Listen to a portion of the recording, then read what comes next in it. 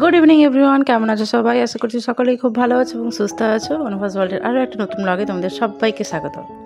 আগের ব্লগেই তোমরা দেখেছো যে বুধবার আমাদের একটা বিয়েবাড়ির নিমন্ত্রণ ছিল। তো সকালে আমি শুধুমাত্র গিয়েছিলাম কনেকে আইবুড়ো ভাত খাওয়াতে, আর সন্ধ্যেবেলায় এখন বাড়ির সকলে মিলে যাচ্ছি। সকলে মিলে নয়, ঠিক মা বাবা যাবে না, বাকি আমরা সবাই এখন যাচ্ছি। অনুকে নিয়ে দাদা আর দিদিভাই একটু আগেই এসে পৌঁছেছে, আর আমরা দুজন তারপরেই এসে পৌঁছালাম। আর আমরা পৌঁছতেই অনু তার পাপার কোলে উঠে পড়েছে এখন। আর এখানে এসেই জানো তো আমি প্রথমে একটু কনফিউজ হয়ে পড়েছিলাম যে বর কোথায়। আসলে ওইখানে দেখো লাল ড্রেস পরে বসে আছে, বরই বসে আছে ওটা, কিন্তু আমি প্রথমে বুঝতে পারিনি।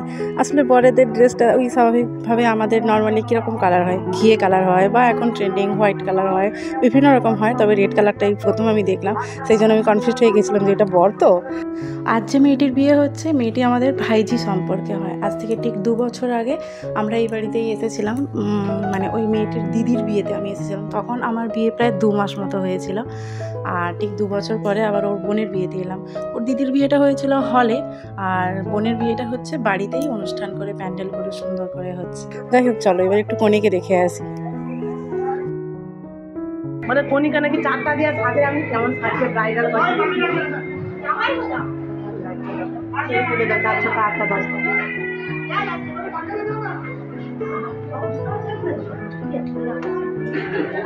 ও জুতো পরে ঢুকে যাচ্ছ? এই তো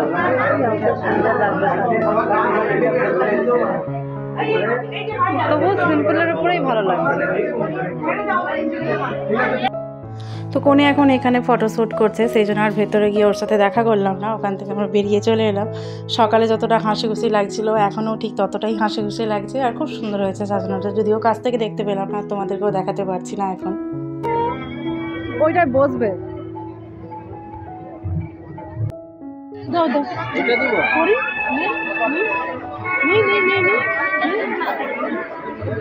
করি না, আমার হাতেরটা দেখাচ্ছে। এইটা ওইটা দিবে, ওটা তো হবে না, ওই জন্য ওইটা নেই। অনুর এটা প্রথম বিয়ে বাড়ি বলে কথা, ও তো ভীষণই মজা করেছে আর খুব হকচকিয়ে দেখছে। এত মানুষজন, এত লোকজন, এত সাজানো গোছানো লাইট। আর কিছুক্ষণ আগেই জাস্ট বিয়ে বাড়ি আসার একটু আগেই ও ঘুমিয়ে পড়েছিল, বাট আমরা বেরোনোর কিছুক্ষণ আগেই ও ঘুম থেকে উঠে পড়েছে। উঠে পড়ে ওকে আমরা সেজে গুজে রেডি হয়েছি দেখে ওকেও যে আমি ড্রেসটা পরালাম, ও খুব একটা বিরক্ত বোধ করলো না, ও পরেও নিল। চলো এবার যাই একটু স্টলের দিকে। ওখানে একটু ফুচকা বসেছে, পকোড়া বসেছে, আর একটু জিলিপি বসেছে, কফি বসেছে। তো চলো একটু পকোড়া নিয়ে আসি। একটা পকোড়া প্লেট।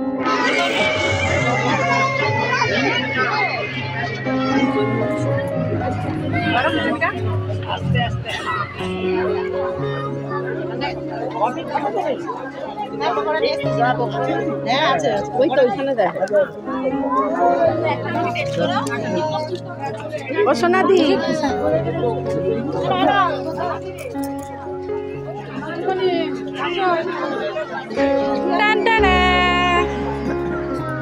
হ্যাঁ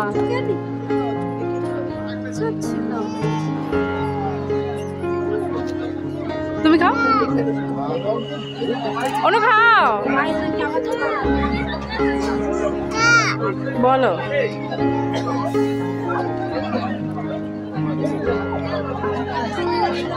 চলো এই পাশে ফুচকাটা যে খাবি তো খেয়ে খেয়ে না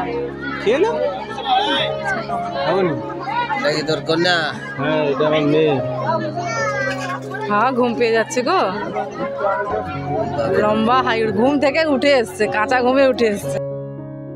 আর এই যে আমরা এখন চলে এসেছি খাওয়া দাওয়া করতে। এখন প্রায় রাত 9:30 বেজে গিয়েছে। এখানে 2টো সেকশন করা হয়ে আছে। আমরা এখানে জাস্ট সবেমাত্র বসলাম, আমাদের পঙ্গত শুরু হবে। আর ওই দিকটাতে পঙ্গত চলছে, ওইদিকে এখনও খাওয়ার পরিবেশন চলছে। বাইরে এখনও লোকজন ওয়েট করছে, ওই পঙ্গতটা শেষ হলে আবার ওই দিকে ঢুকবে।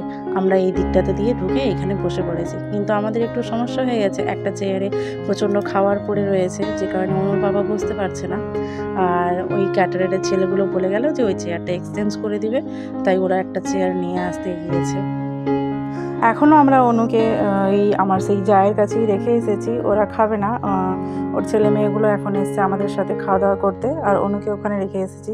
আসলে ওটা এখনও অতটাও বড় হয়ে উঠতে পারেনি যে আমাদের সাথে বসে একটু খাওয়া দাওয়া করবো বা ওকে আমরা খাওয়াতে পারবো।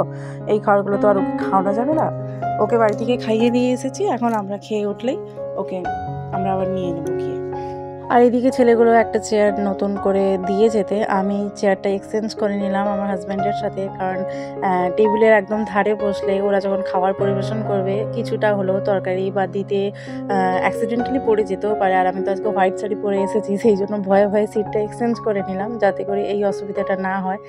আর এই হোয়াইট শাড়িটা আমি অনেকদিন আগেই কিনেছিলাম, আর আজকে নতুন বের করে পরলাম। পুজোর সময় ভেবেছিলাম পরবো, কিন্তু ওই সময় আমার ব্লাউজটা তৈরি হয়নি, সেই জন্য আর পরতে পারিনি। আজকে বিয়েবাড়িতেই উদ্বোধন করলাম। কেমন লাগেছে তোমাদের শাড়িটা অবশ্যই আমাকে কিন্তু কমেন্টে জানিও। আর এই যে হাতে রয়েছে এখন বিয়ের মেনু কার্ড। হাজব্যান্ড তোমাদেরকে পড়ে পড়ে শোনাচ্ছিল যে মেনুতে কী রয়েছে, তবে এডিট করতে গিয়ে দেখলাম যে ব্যাকগ্রাউন্ডে মিউজিক এসছে আর এতে কপিরাইট আসবে, সেই জন্য আমি ওর কথাগুলোকে স্টপ করলাম, মিউট করলাম। কারণ আগের দিনের একটা ভিডিওতে ওই হলুদের সময় যখন বক্সে বা গান বাজছিল ওটাতে আমার কপিরাইট এসেছিলো, পরে আবার ওটাকে আমাকে এডিটের সময় ট্রিম করতে হয়েছিল। তো এই কপিরাইট বলতে মনে পড়লো আগের দিনের একটা ভিডিওতে আমাকে একজন বোন কমেন্ট করেছে যে ব্যাকগ্রাউন্ডে আমি মিউজিক কিভাবে কপিরাইট ছাড়া ইউজ করি।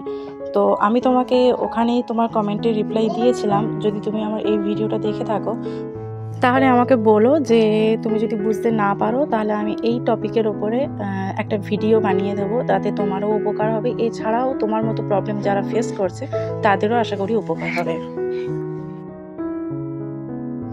আর এইদিকে আমাদের খাওয়া দাওয়াগুলো হতে হতে দেখলাম গেটের কাছে আমার ওই যা অনুকে নিয়ে এসে দাঁড়িয়েছে, কারণ অনু খুব কান্নাকাটি করছে।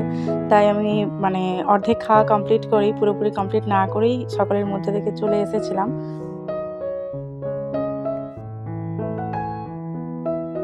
আর আমার মেয়ে সেই বাড়ি থেকে রেডি হওয়া থেকে শুরু করে আমার এই চকারটার পেছনেই পড়ে আছে। বাড়িতেও যখন ওকে রেডি করছিলাম ওর আগে আমি রেডি হয়ে গেছিলাম, যেহেতু আমি এই চকারটা পরেছিলাম, ও বারবার করে আমাকে দেখাচ্ছিল যে ও ওই চকারটাই পরবে।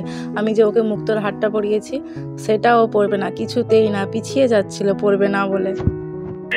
অনু কাজ ছিল বলে আমি আগে উঠে এসেছি। অনুর বাবা আইসক্রিম বই নিয়ে এসেছে। এটাই নেবে। আচ্ছা বসছে এখন, থাক, তুমি একটা চেয়ার নিয়ে এসে বসো। এখন একটু থামছে, নিয়ে আসো।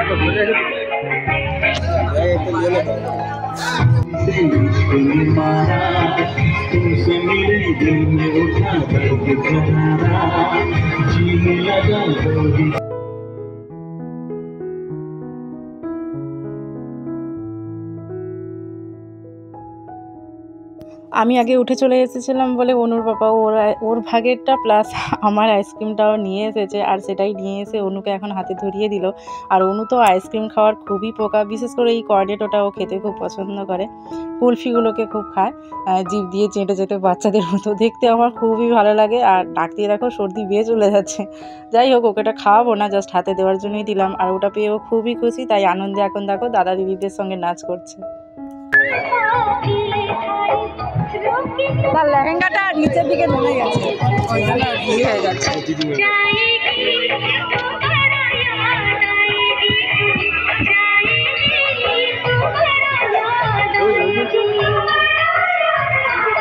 লেহেঙ্গাটা একটু তুলে দাও ওপরে পেটে লাইনের।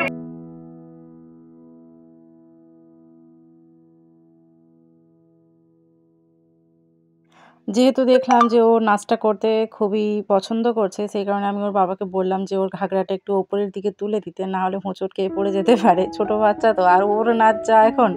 আর এই ড্রেসটা আমি ওর জন্য আমি কিনেছিলাম অনলাইন থেকে ওর অন্নপ্রাশনের সময়। আজ প্রায় 6-7 মাস 8 মাস মতো হয়ে গেল, এতদিন সাইজ একটু বড় ছিল, তবে এখন পরাতে দেখলাম যে ওটা খুব ভালোভাবে ফিট হয়ে গেছে। তবুও একটু লেহেঙ্গাটা একটু বড় আছে, তবে এখন পরতে বেশ মানিয়ে গেছে, তাই না বলো, নাকি তোমরা কি বলো? আর যেহেতু বিয়ে বাড়ি প্রচণ্ড গরম ছিল, এই কারণে ভেবো না যেন মেয়েকে আমি স্টাইল মারাতে স্লিভলেস ড্রেস পরিয়ে নিয়ে চলে এসেছি। সোয়েটারটা অ্যাকচুয়ালি ইচ্ছে করেই পরাইনি, কারণ এখানে প্রচণ্ড গরম ছিল, তাই শুধুমাত্র মাথায় টুপিটা লাগিয়েই আমি ওকে নিয়ে চলে এসেছি।